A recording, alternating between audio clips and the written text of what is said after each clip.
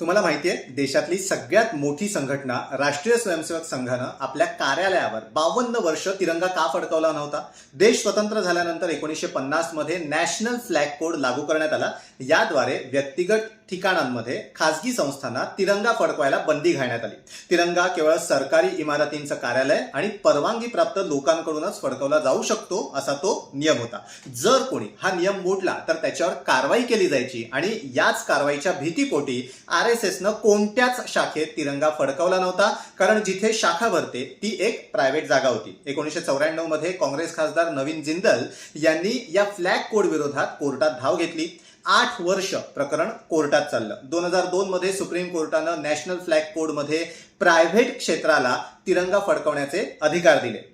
त्यानंतर संघाच्या विविध शाखांमध्ये झेंडा फडकवायला सुरुवात झाली. अर्थात नॅशनल फ्लॅग कोडनुसार खासगी संस्थांना प्रजासत्ताक दिन, स्वातंत्र्य दिन, गांधी जयंती या 3 दिवशी राष्ट्रध्वज फडकवण्याची मुभा देण्यात आलेली होती. मात्र या 3ही दिवशी संघाकडनं झेंडा फडकवला गेला नाही असा आरोप विरोधकांकडनं केला जातो. संघाला तिरंग्यापेक्षा भगवा ध्वज जास्त प्रिय आहे अशी टीकाही विरोधक करतात.